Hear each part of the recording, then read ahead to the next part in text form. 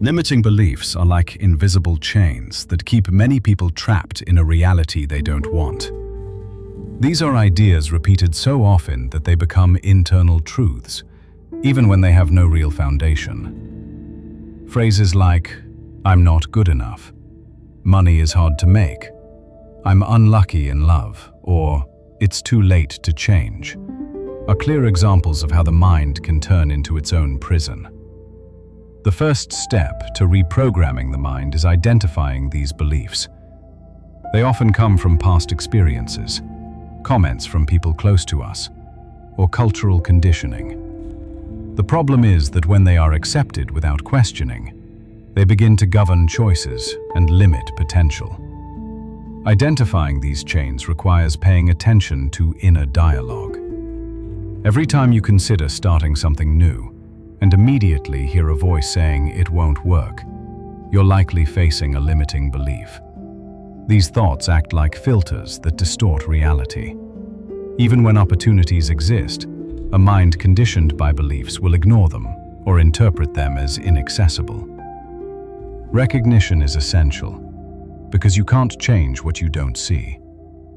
It's like turning on the light in a dark room. Suddenly, the obstacles that once seemed like invisible monsters become visible for what they really are. Once limiting beliefs are identified, the next step is to challenge them. Every belief is just an interpretation repeated until it feels like truth.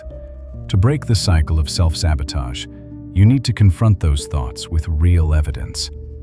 For example, if you believe you're not good at anything, list situations where you learned, solved problems, or helped someone. This practice reveals that the belief is only a distorted version of reality. Another powerful tool is changing internal language. The words you use to talk to yourself shape behavior. Replacing "I can't" with "I can't yet, but I'm learning" completely changes how the mind perceives challenges. The word "yet" opens space for growth, while "I can't" shuts the door before the attempt even begins.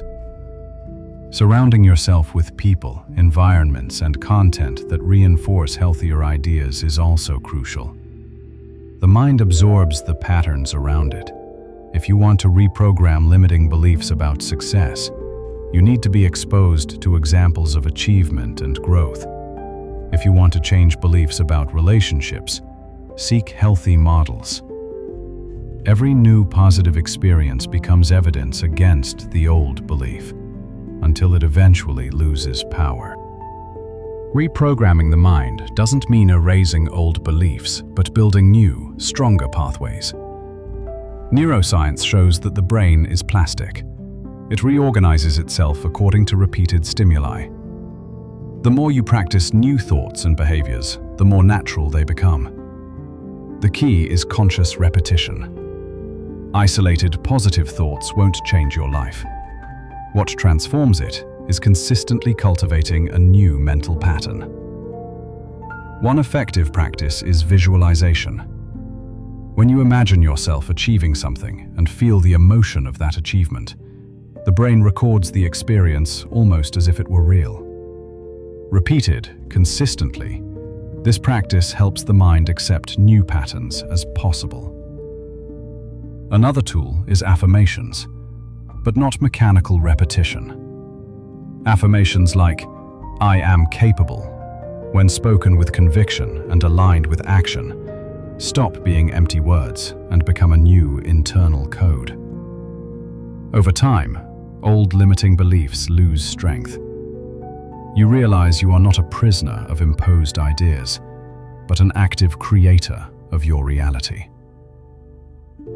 Reprogramming the mind is a continuous process, requiring patience and discipline, but it delivers freedom.